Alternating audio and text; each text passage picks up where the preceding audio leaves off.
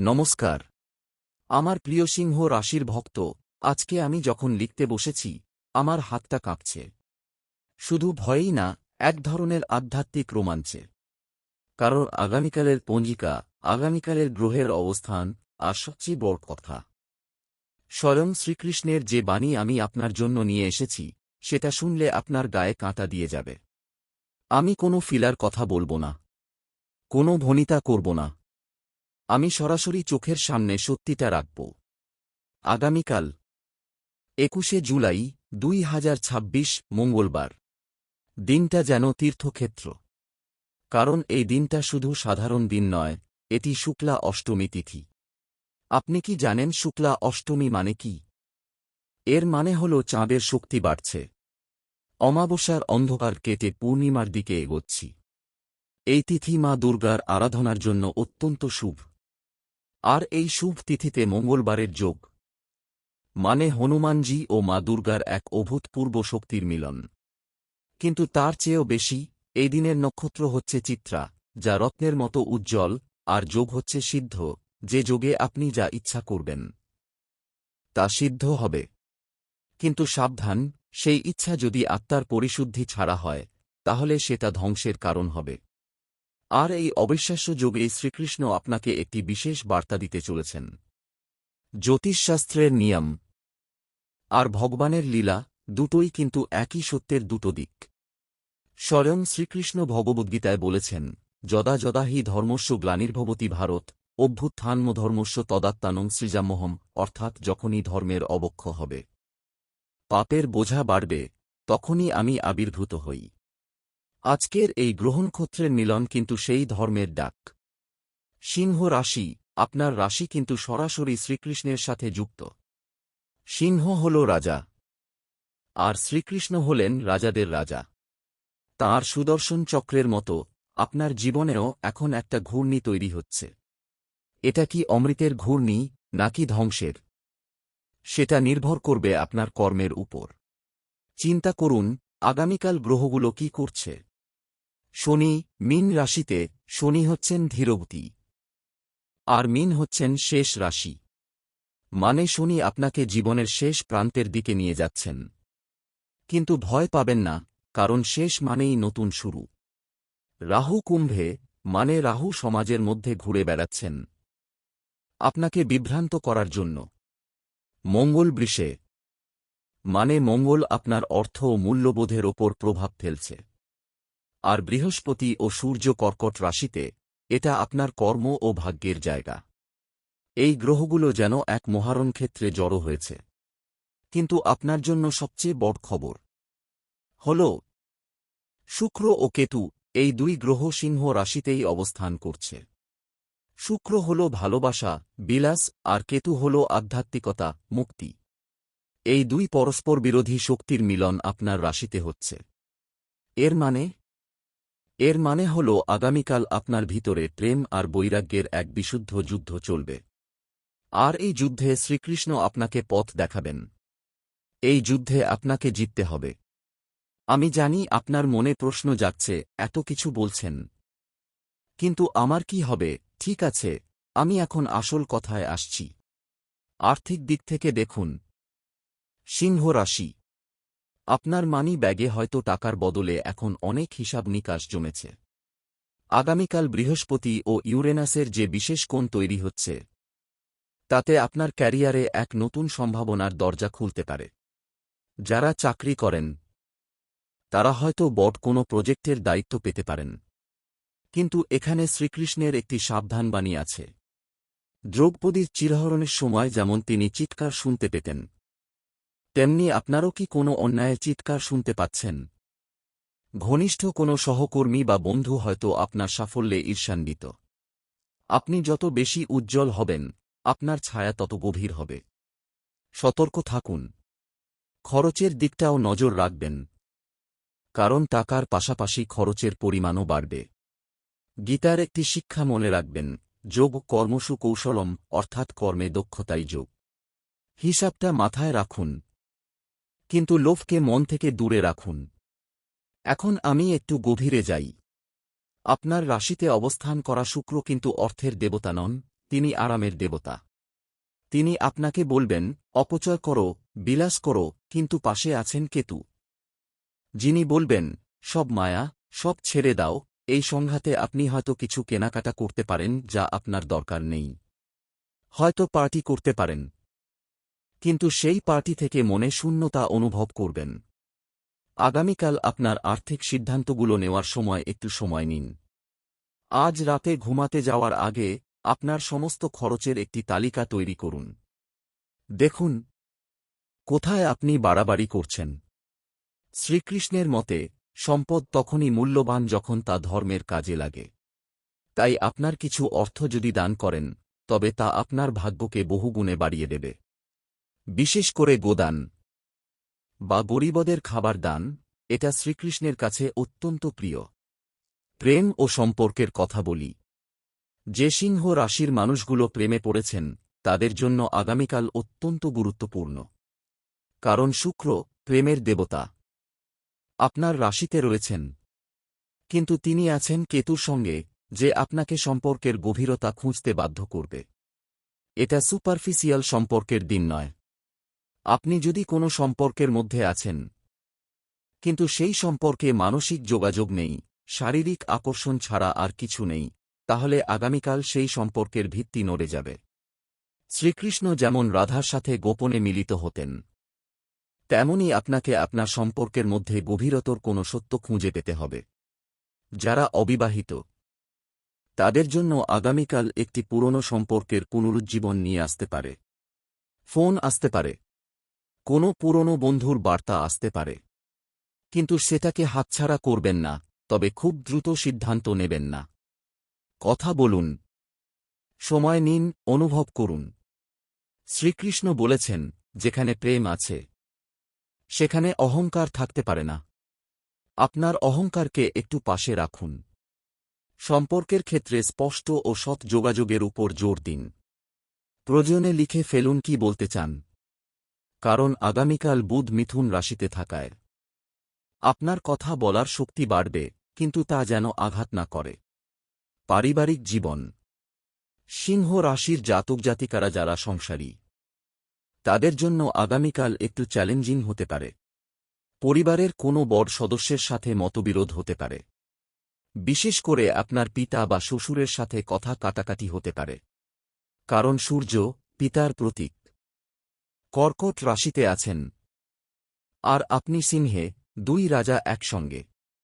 কিন্তু শ্রীকৃষ্ণের একটি মন্ত্র আছে, ক্ষান্তা জগৎ ধার্যতে, ক্ষমা দ্বারা এই পৃথিবী ধারণ করে আছে। রাগ করবেন না। আপনার পরিবারই আপনার শক্তি। প্রয়োজনে একটু পিছিয়ে আসুন। নতি স্বীকার করুন। কারণ বড়রা যা বলেন, তা অভিজ্ঞতার ফসল। তাঁদের আশীর্বাদই আপনার অজানা শত্রুদের থেকে রক্ষা করবে। পরিবারের ছোটরা, আপনার সন্তানরা, তাদের পড়াশোনা বা স্বাস্থ্য নিয়ে চিন্তা হতে পারে।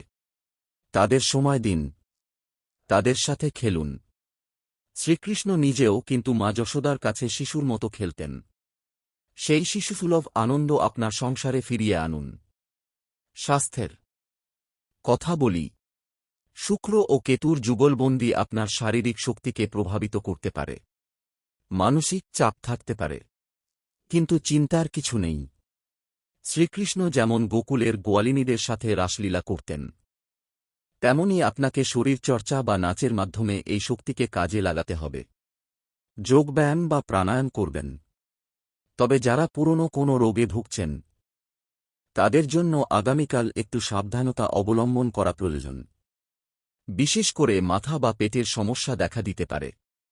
সিংহ রাশি কিন্তু শরীরের মেরুদণ্ড ও হৃদয়ের প্রতীক। তাই নিজের হৃদয়ের কথা শুনুন। শরীরের যত্ন নিন।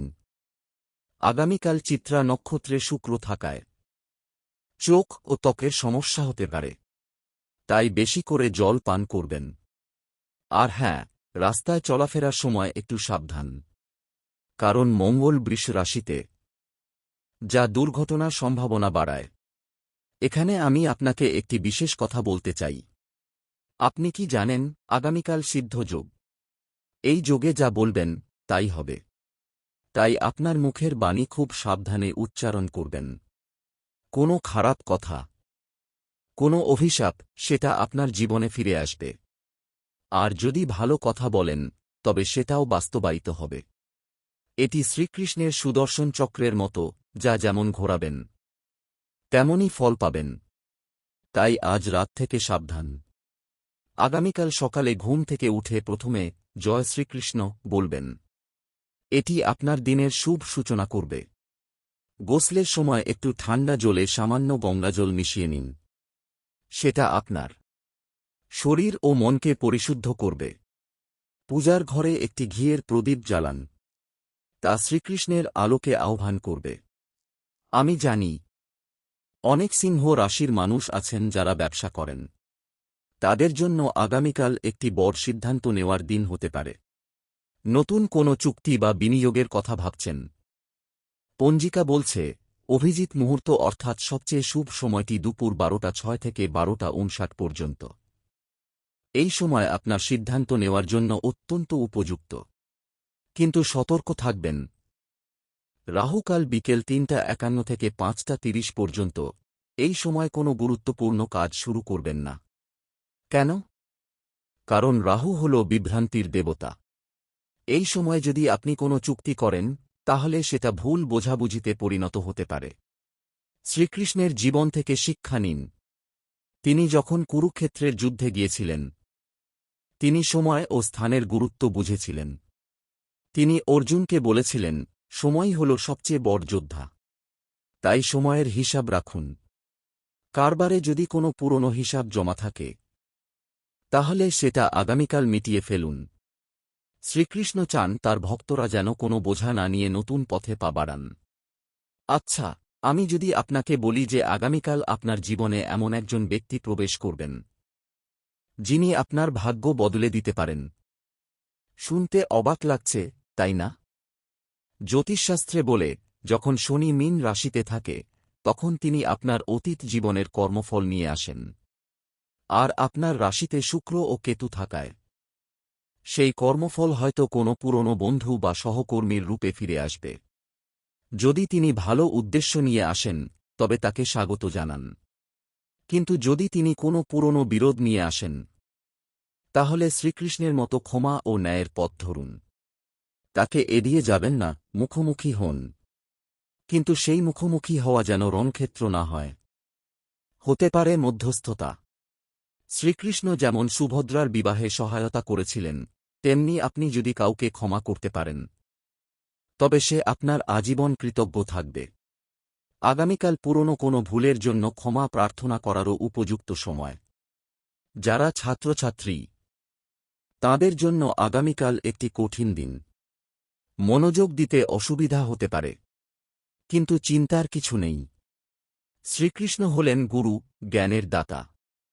আগামীকাল বুধ মিথুন রাশিতে রয়েছেন, যা বুদ্ধির ঘর। তাই আপনি যদি একটু চেষ্টা করেন, তবে কঠিন বিষয়ও আপনার কাছে সহজ লাগবে। তবে পড়ার সময় গুরুবার অর্থাৎ বৃহস্পতিবারের মতো পবিত্রতা বজায় রাখবেন।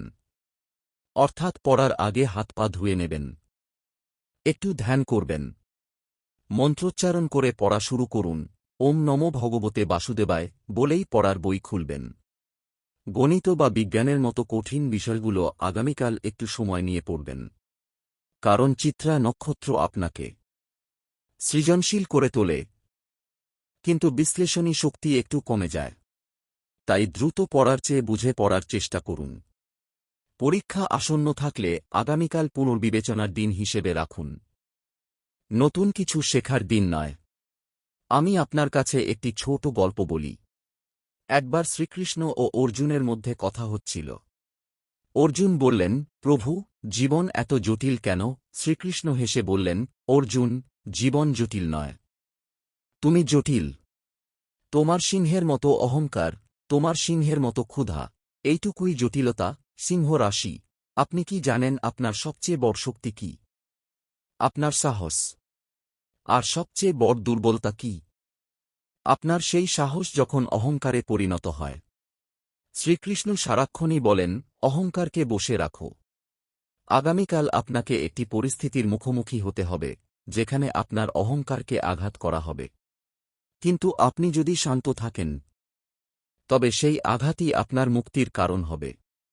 ঠিক যেমন কংস যখন শ্রীকৃষ্ণকে মারতে আসেন, তখন শ্রীকৃষ্ণ হাসিমুখে তাঁর সামনে দাঁড়িয়েছিলেন। আপনার সামনে কোনো শত্রু আসবে, তাকে হাসিমুখে দেখুন। সে দুর্বল হয়ে পড়বে। হঠাৎ করে আপনার মনে হতে পারে, আমি কি খুব ভয় দেখাচ্ছি? না, আমি সত্যি বলছি। কিন্তু সত্যির সাথে সাথে আমি শ্রীকৃষ্ণের সেই প্রতিশ্রুতিও বলছি, যেখানে তিনি বলেছেন, সর্বধর্মান পরিত্যজ্য মামেকং শরণং ব্রজ। অহং তা সর্বপাপেভ্যো মোক্ষয়িষ্যামি মা শুচ। অর্থাৎ সমস্ত ধর্ম ছেড়ে শুধু আমার আশ্রয় নাও, আমি তোমাকে সব পাপ থেকে মুক্ত করব। এই মন্ত্রটা আগামীকাল আপনার জন্য অস্ত্রের মতো। যতবার খারাপ চিন্তা আসবে, ততবার বলবেন, ওম নমো ভগবতে বাসুদেবায়। এই মন্ত্রের শক্তি আপনাকে কালির মতো অন্ধকার থেকে রক্ষা করবে। কল্পনা করুন, আপনার চারপাশে অন্ধকার ঘিরে ধরেছে। আপনি একা। হঠাৎ এই মন্ত্রের আলো ছড়িয়ে পড়ে। সেই আলো আপনার ভয়কে দূর করে দেয়। এই মন্ত্রের শক্তি আপনাকে রক্ষা করবে। কিন্তু কথা হচ্ছে, আপনি কি এই মন্ত্র জপ করবেন, নাকি বলে ছেড়ে দেবেন? দেখুন, জ্যোতিষশাস্ত্রের সব হিসাব নিকাশ তখনই কাজ করে যখন আপনি নিজেও একটু সচেষ্ট হন। শ্রীকৃষ্ণ যেমন বলেছেন, উদ্যোগেনৈব সিদ্ধানি কার্যানি ন মনোরথই। উদ্যোগের মাধ্যমেই কাজ সিদ্ধ হয়, শুধু ভাবলে হয় না। তাই আগামীকাল সকালে ঘুম থেকে উঠে প্রথমেই বলবেন, এটি আমার নতুন শুরুর দিন। তাহলে দেখবেন, আপনার চারপাশের গ্রহগুলো আপনার সঙ্গে তাল মিলিয়ে চলবে। আপনি যদি নিজেই উদাসীন হন, তবে গ্রহগুলো আপনাকে নিয়ে যাবে যেখানে খুশি। কিন্তু আপনি যদি সচেতন হন, তবে আপনি তাদের নিয়ন্ত্রণ করতে পারবেন। আপনি হয়তো ভাবছেন, এই শ্রীকৃষ্ণের বাণীটা শুধু আমার জন্যই কি? হ্যাঁ, একদম আপনার জন্যই। কারণ সিংহ রাশি মানেই নেতৃত্ব। আর নেতার পথ কখনো সহজ হয় না। শ্রীকৃষ্ণ নিজেও কিন্তু একজন নেতা ছিলেন। তিনি যখন কুরুক্ষেত্রের যুদ্ধে গিয়েছিলেন, তাঁর হাতে কোনো অস্ত্র ছিল না। ছিল শুধু গীতা। সেই গীতার বাণী আজও অমর।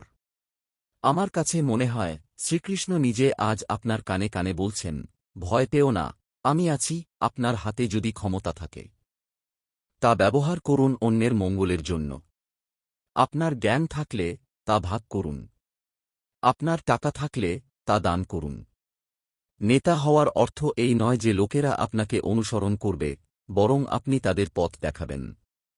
এখন কথা হচ্ছে, আপনার জীবনে যেই বাধা আসুক না কেন, আপনি কি সেটাকে অর্জুনের মতো মেনে নেবেন, নাকি দুর্যোধনের মতো অহংকারে তাকিয়ে থাকবেন? আগামীকালের সিদ্ধ যোগ আপনাকে সেই সুযোগ দিচ্ছে। কিন্তু সেই যোগ যদি কর্মে ব্যবহার না করেন, তবে তা বৃথা।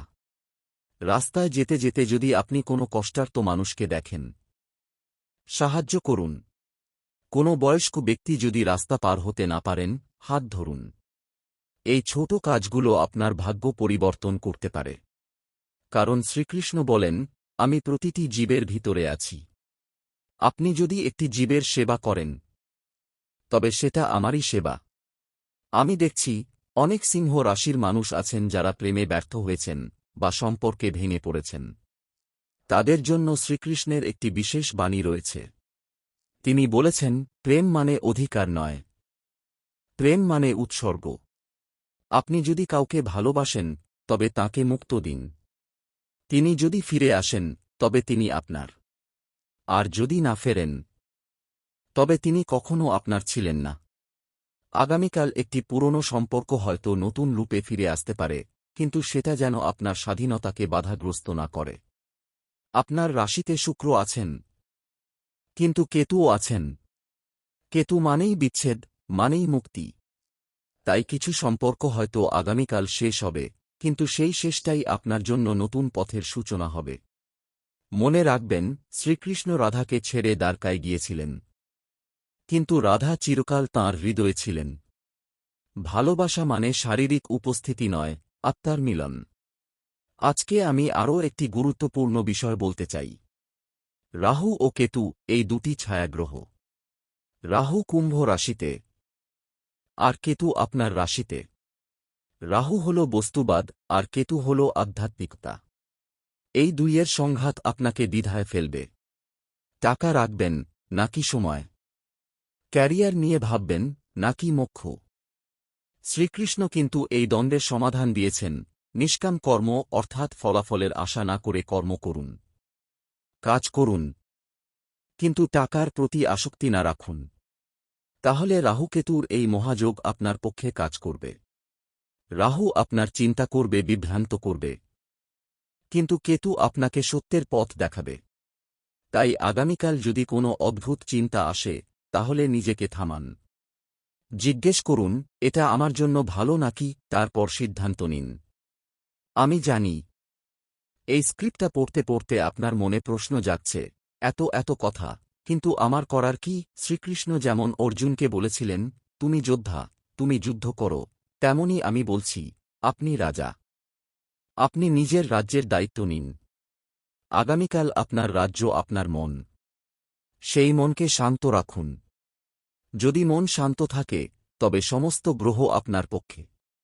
আর যদি মন অশান্ত থাকে, তবে শ্রীকৃষ্ণ কিছু করতে পারবেন না। তাই একটি সহজ উপায়, আগামীকাল সকালে একটু সময় নিয়ে বসুন। চোখ বন্ধ করুন। 10টি গভীর শ্বাস নিন। তারপর শ্রীকৃষ্ণের ছবির দিকে তাকান। অনুভব করুন তিনি আপনার দিকে হাসছেন। এই অনুভূতি আপনাকে সারাদিন শক্তি দেবে। আমি প্রতিদিন হাজার হাজার মানুষের রাশিফল দেখি, কিন্তু সিংহ রাশির মানুষদের মধ্যে একটা জিনিস কমন, তারা খুব আত্মবিশ্বাসী। কিন্তু সেই আত্মবিশ্বাস যখন অহংকারে রূপ নেয়, তখন তারা সবচেয়ে বড় বিপদে পড়ে। আগামীকাল আপনাকে হয়তো কেউ চ্যালেঞ্জ করবে। আপনার বুদ্ধি, আপনার যোগ্যতা নিয়ে প্রশ্ন তুলবে। তখন আপনি যদি রেগে যান, তবে আপনি হেরে যাবেন। কিন্তু যদি আপনি শ্রীকৃষ্ণের মতো হাসিমুখে সেই প্রশ্নের উত্তর দেন, তবে আপনি জিতে যাবেন। মনে রাখবেন, সিংহের সবচেয়ে বড় অস্ত্র তার দাঁত নয়, তার গর্জন। আর সেই গর্জন মানে আপনার আত্মবিশ্বাস। সেই আত্মবিশ্বাসকে কখনো হারাবেন না। আমি এখন আপনাকে একটি বিশেষ মন্ত্র দিতে যাচ্ছি। এটি শ্রীকৃষ্ণের দাঁতস্বাক্ষর মন্ত্র, ওম নমো ভগবতে বাসুদেবায়। এই মন্ত্রটির প্রতিটি অক্ষরে ব্রহ্মাণ্ডের শক্তি লুকিয়ে আছে। আগামীকাল যদি আপনি এই মন্ত্রটি 108 বার জপ করেন, তবে আপনার রাশিতে অবস্থান করা শুক্র ও কেতুর নেতিবাচক প্রভাব দূর হবে। আর যদি আপনি এটি সিদ্ধ যোগে জপ করেন, তবে এটি আপনার জীবনে অলৌকিক পরিবর্তন আনবে। কিন্তু শুধু জপ করলেই হবে না, বিশ্বাসও লাগবে।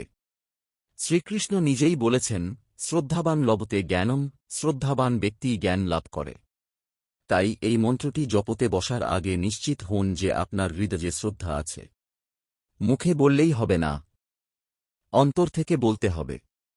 আমি দেখছি, অনেক ভাইবোন আছেন যারা ক্যারিয়ার নিয়ে দুশ্চিন্তায় রয়েছেন। চাকরি নেই, বা চাকরি আছে কিন্তু সেইটাতে মন বসছে না। তাদের জন্য শ্রীকৃষ্ণের বার্তা হল, ধৈর্য ধরো। বৃহস্পতি ও সূর্য কর্কট রাশিতে, যা আপনার কর্মস্থলের দিক নির্দেশ করে।